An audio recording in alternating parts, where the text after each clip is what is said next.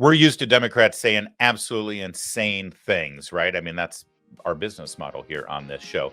But Rahm Emanuel yesterday with Megyn Kelly said something that I never thought I'd hear a Democrat say. It's a stunner.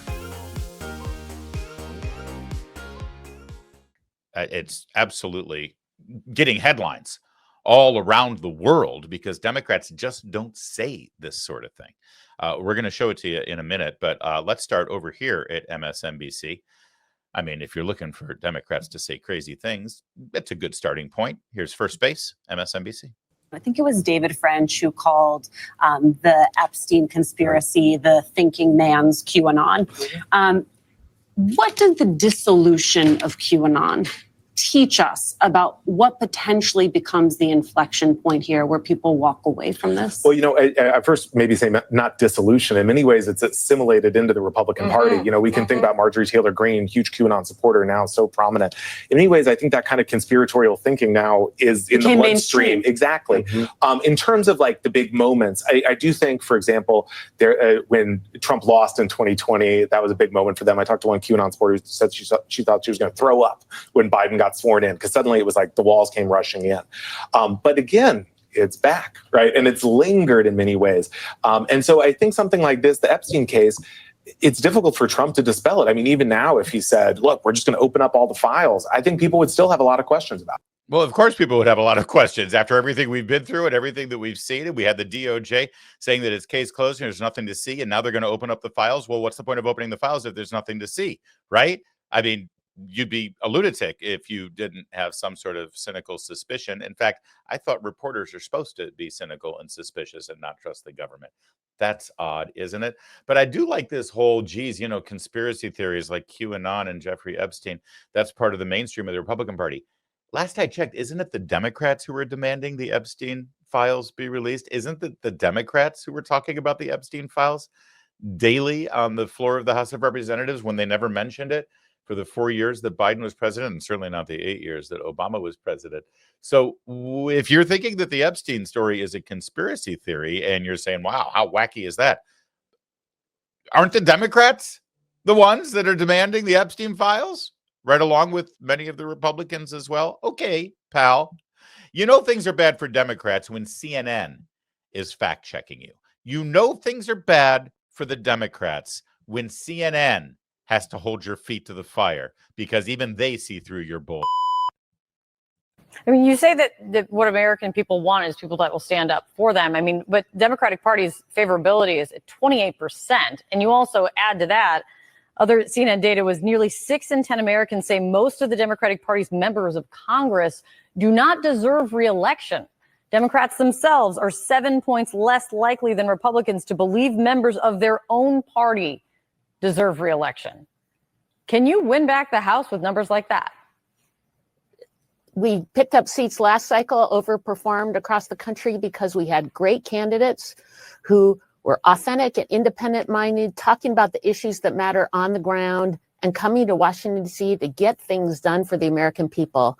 That's what people want. That's why we overperform. That's why we have 14 Democrats in Trump districts. We only need 3 more seats to take back the majority. But remember, when you're on the ground, people want to make sure they have a representative who's going to stand up for them. We had great candidates. That's why we overperformed. And while we feel like we're in a very strong position right now, 35 districts across the country on our map where we have an opportunity to win, we only need 3 more to take back the majority. And the American people are with us on the issues. The polling suggests, though, that the American people are not with you in trusting Democrats right now. There seems to be a disconnect in what in the strength you see in candidates and how the American people view their Democratic members of Congress right now. That's just, I feel bad, kind of, for this Congresswoman, the chair of the DCCC, because you can tell even her heart's not in it. Even she knows. Oh, we overperformed, and that's why the American people are with us. As the Chiron below says, 28% of Americans view the party unfavorably or favorably. No, really, the American people are with us. Look at her face. She's talking about half-hearted. And CNN's like, yeah, I don't think that's right. CNN. Which brings us to Rahm Emanuel. Now, Rahm Emanuel, of course, was the chief of staff for Barack Obama. He was a congressman. He was an advisor to Bill Clinton, and he was the mayor of Chicago. And he thinks he can be president of the United States. Maybe he could be. He needs to separate himself from the herd, and he may have done that yesterday on Megyn Kelly's show. Just so you know, Rahm Emanuel has a real problem with black voters in the Democratic Party. It's going to be an uphill fight for him, especially if the early primary states have heavy black vote, like South Carolina and other states that they're targeting right now. You see, because there was an officer-involved shooting of a black man in Chicago, and for over a year, Rahm Emanuel resisted any kind of criminal investigation of the cop.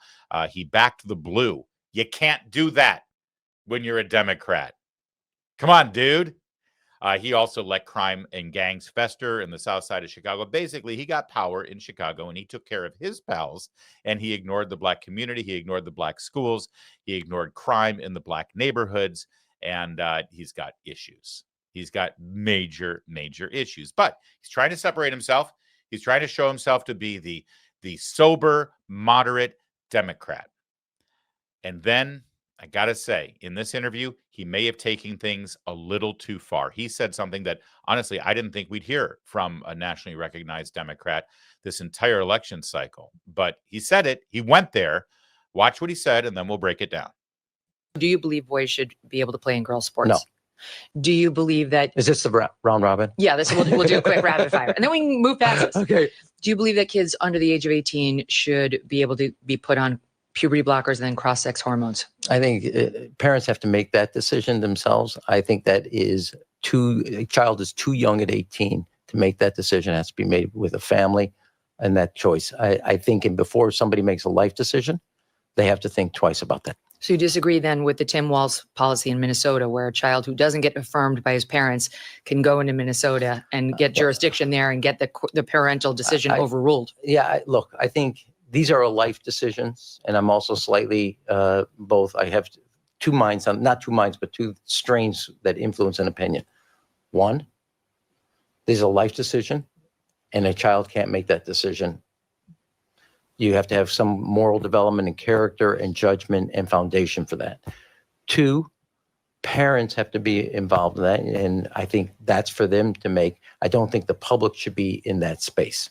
What if, there are some parents out there who are completely whacked in the head.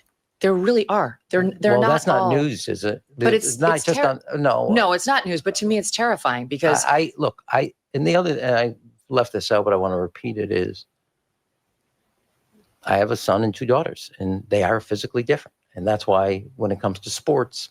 Why did all the Democrats bail off of that point? A couple came out right after the election and they said what you just said, and then they got browbeaten, and then they started to walk back. The answers in the question. I mean, that's not ever scared me. And, I used to say this to President Clinton and President Obama. Sound is not always fury.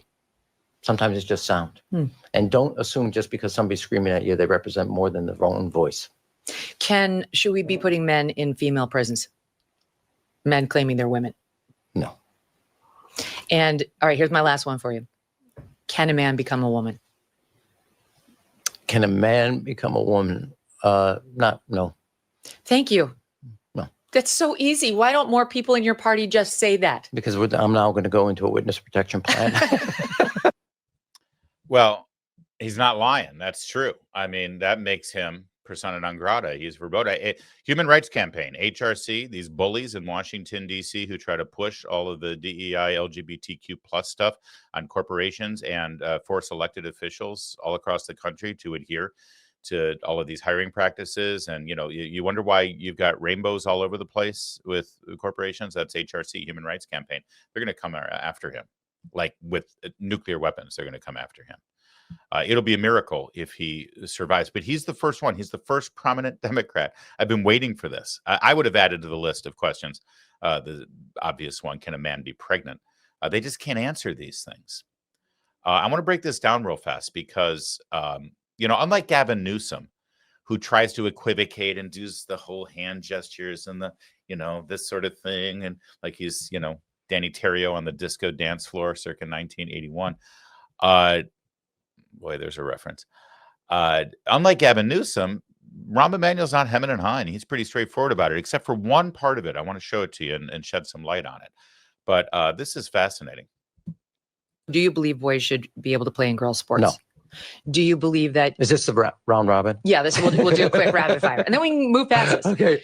All right. So first of all, and I love Megyn Kelly, don't get me wrong, but I would have just clarified there and said, what about boys who are representing as girls? What about boys who identify as girls? What about trans girls? Use their language for this. Okay, it's easy enough for Rahm Emanuel to say boys should not compete in girls' sports, but you got to nail these people down. What about trans girls? What about boys who identify as girls? This is really important. All right, next. Do you believe that kids under the age of 18 should be able to be put on puberty blockers and then cross-sex hormones? I think parents have to make that decision themselves. I think that a child is too young at 18 to make that decision. It has to be made with a family and that choice. I think before somebody makes a life decision, they have to think twice about that. All right. So this is where things get a little squishy.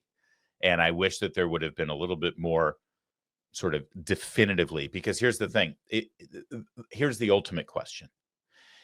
Is having a child on puberty blockers abusive? Is there any therapeutic reason that you can think of specifically with regard to changing a child's gender identity that makes this an appropriate therapy?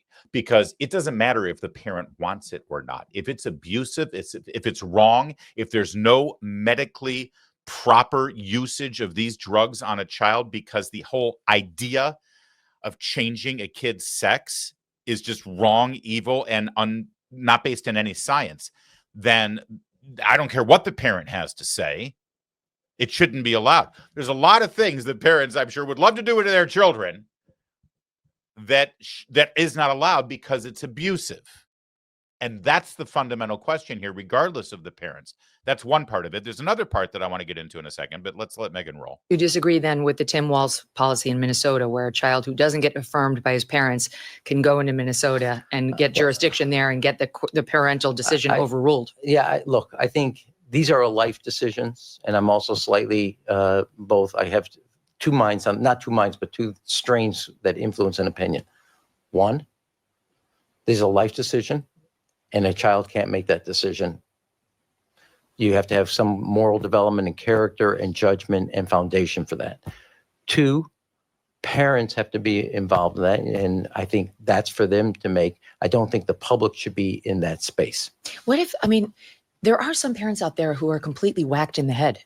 There really are. They're well, not. That's not all news, is it? But it's not it's just on. No, No, it's not news. But to me, it's terrifying because I left this out, but I want to repeat it, is I have a son and two daughters, and they are physically different. And that's why when it comes to sports.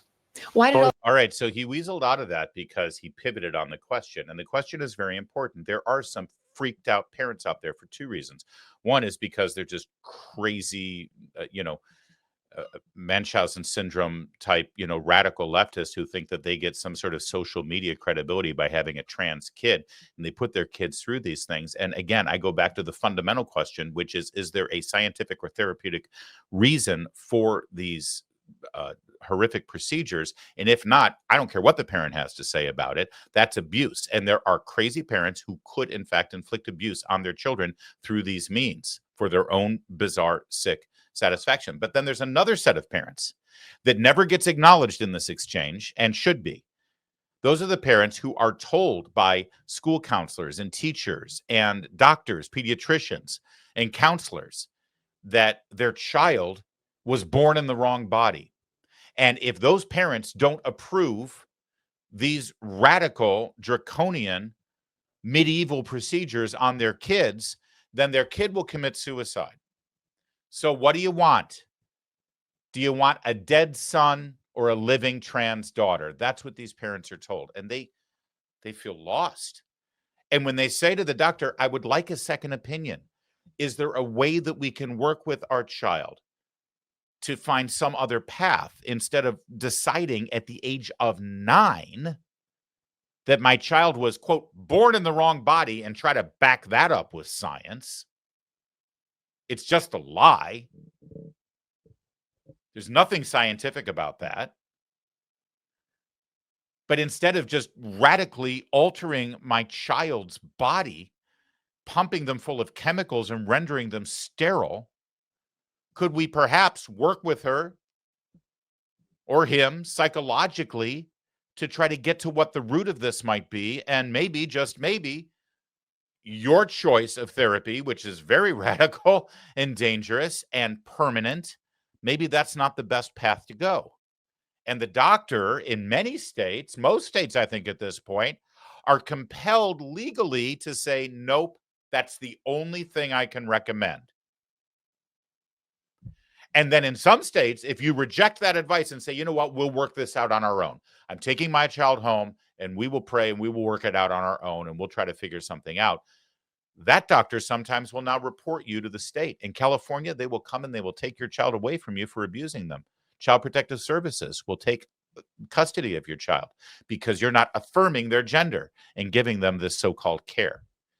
That never made it into this conversation, but it needs to be said because he's going to be running in the primary against a couple of people like Gavin Newsom and Tim Walz who were just fine with that, just fine with taking children from their parents because their parents don't want to go down that path. Well, the Democrats bail off of that point. The couple came out right after the election and they said what you just said, and then they got browbeaten, and then they started you got the answers in the question. I mean, that's not ever scared me. And, I used to say this to President Clinton and President Obama. Sound is not always fury.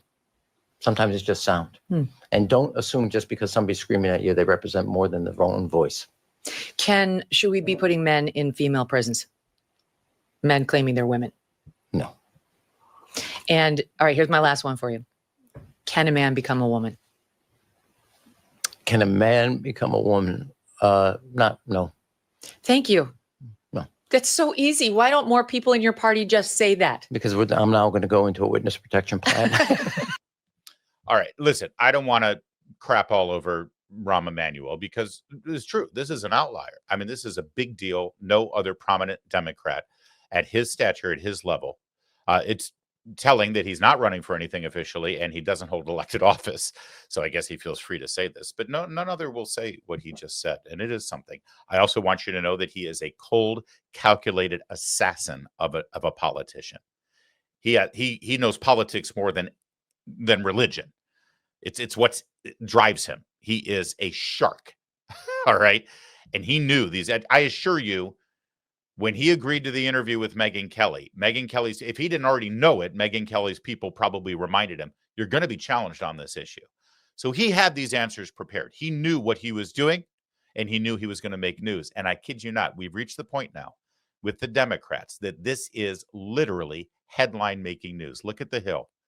Rahm Emanuel tells Megyn Kelly a man can't become a woman.